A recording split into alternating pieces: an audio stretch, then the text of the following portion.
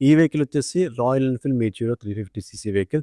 So, యాక్చువల్‌గా ఈ customer మనకి రిఫరెన్స్ వచ్చారు ఉన్న మాట చెప్పాలి. So, first of all really thanks to everyone ఈ వీడియో చూస్తున్న అందరికి really thanks a lot. So, first దీని కంప్లెయింట్ ఏంటంటే ఫోర్క్ ఆయిల్ సీల్ అయితే కంప్లీట్‌గా పోయింది లెఫ్ట్ సైడ్ వచ్చేసి.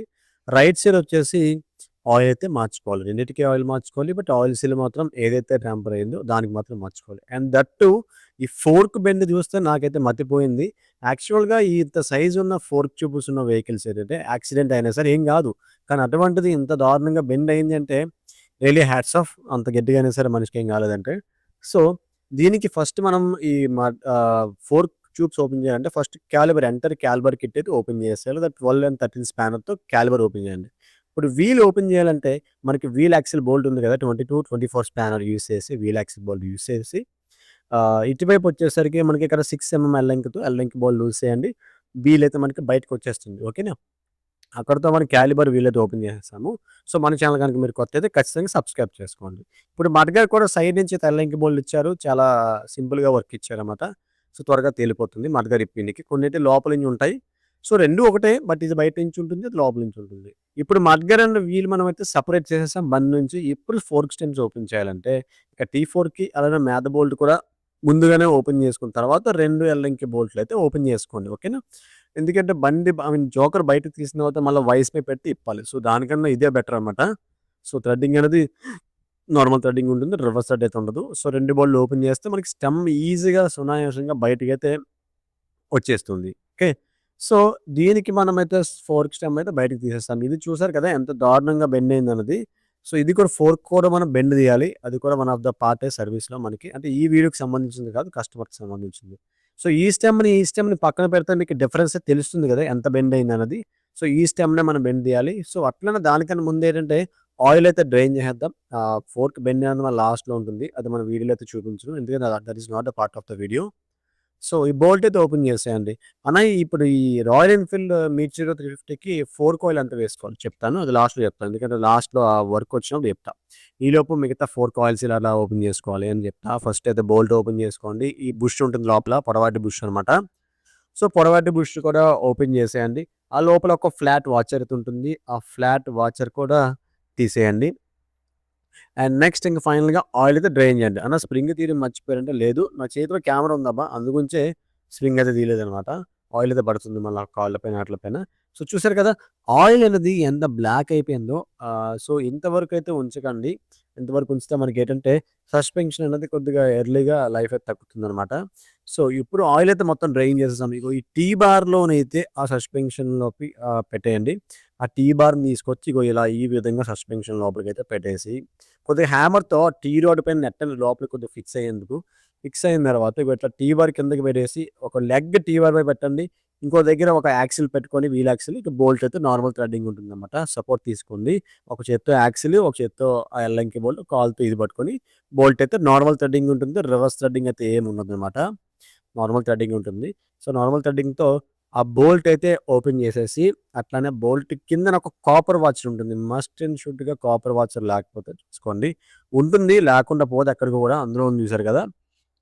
సో, ఆ కాపర్ వాచర్ కూడా జాగ్రత్తగా బయటికైతే తీసేసి పక్కన పెట్టుకోండి. సస్పెన్షన్ మొత్తం బయట తీసేయండి. లోపల ఒక బుల్ స్ప్రింగ్ ఉంది కదా!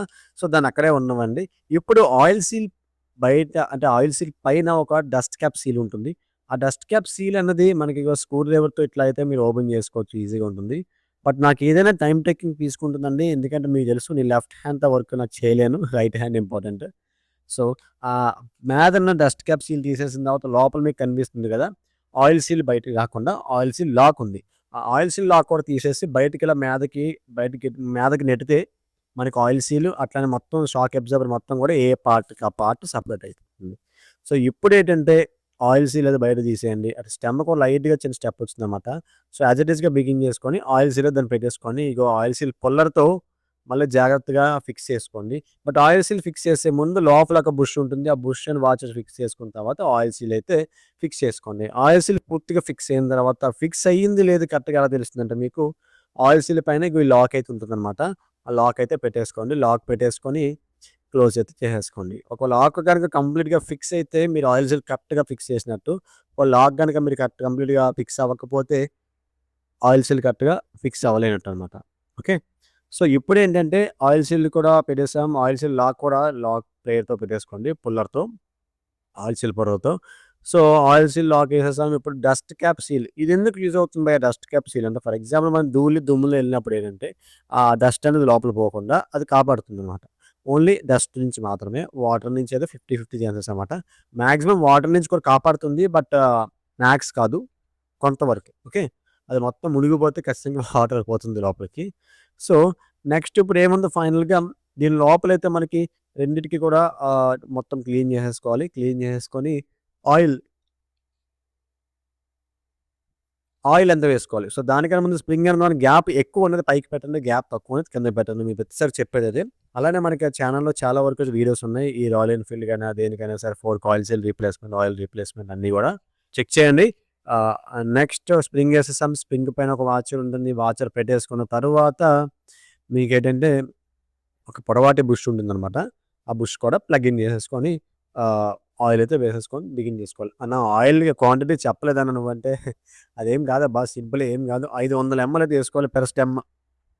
లేదు నాకు కొద్దిగా హార్డ్ కావాలి అనిపిస్తే మీకు 520 లేదా 540 అంతకు మించి ఎక్కువైతే మీరేసుకోవద్దు. నేనైతే 500 మాత్రం వేస్తున్నా. ఎక్కువ ఐ మీన్ స్మూత్ కాదు. ఇది మీడియం అనమాట. సో, 500 సరిపోతుంది. నాకు కొద్దిగా హార్డ్ కావాలి రఫ్ రూట్‌లో వెళ్తున్నా 520 కన్నా ఎక్కువ వేసుకోవద్దు. మరీ ఎక్కువ వేసుకున్న మనకి సస్పెన్షన్ యాక్షన్ అయితే ఉండదనమాట. సో, 500 ఎంఎల్ వేసుకొని జాగ్రత్తగా బోల్ట్ అయితే ఫుల్ టైట్ అయితే చేసేసుకోండి. కానీ ఒక్క నిమిషం అండి. ఎందుకంటే మీకు ఫోర్క్ బోల్ట్ టైట్ చేసుకునే ముందు ఖచ్చితంగా ఆ ఫోర్క్ బోల్ట్‌కి రబ్బర్ ఓరింగ్ కరెక్ట్‌గా ఉందో లేదో రీచెక్ చేసుకోండి. అలానే దానికి టపరన్ టేప్ అయితే చుట్టండి. ఇన్‌కేస్ రబ్బర్ ఓరింగ్ బాగున్నా సరే కొన్ని కేసెస్‌లో ఆయిల్ లీక్ వస్తే మన కస్టమర్ దగ్గర మనకి బ్యాడ్ నేమ్ ఖచ్చితంగా వస్తుంది. సో, దట్ మీన్స్ మీరు ఖచ్చితంగా ఆ రబ్బర్ ఓరింగ్‌కి టపరన్ టేప్ చుట్టూ బిగిస్తే ఆయిల్ లీక్ కాదు కదా! గాలి కూడా లోపలికి పోదు. ఇగో ఈ దోమ వచ్చేసి నన్ను కొడుతుందండి. సో, దాన్ని ఏం చేయాలో మీరు కింద కామెంట్ చేయండి. అట్లనే ఈ ఒక్క వెహికలే కాదని మీకు ఆల్రెడీ చెప్పాను. Hero, Honda, TVS, Yamaha, Suzuki, KTM, Java అలానే ఇగ రాయల్ ఎన్‌ఫీల్డ్ వీటన్ని సంబంధించిన అన్ని బండ్లకి చాలా వరకు మనం వీడియోస్ చేసాం. మన ఛానల్ ప్లేలిస్ట్ చెక్ చేసేయండి. అట్లానే మన ఛానల్ ప్లేలిస్ట్‌లో 4 కాయిల్స్ రీప్లేస్‌మెంట్ ఉందన్నమాట. చెక్ చేయండి. మన యూట్యూబ్ ఛానల్ సబ్స్క్రైబ్ చేసుకోండి. మన ఇన్‌స్టా అకౌంట్ కూడా ఇన్‌స్టంట్ అప్డేట్స్ కోసం ఫాలో కొట్టియండి.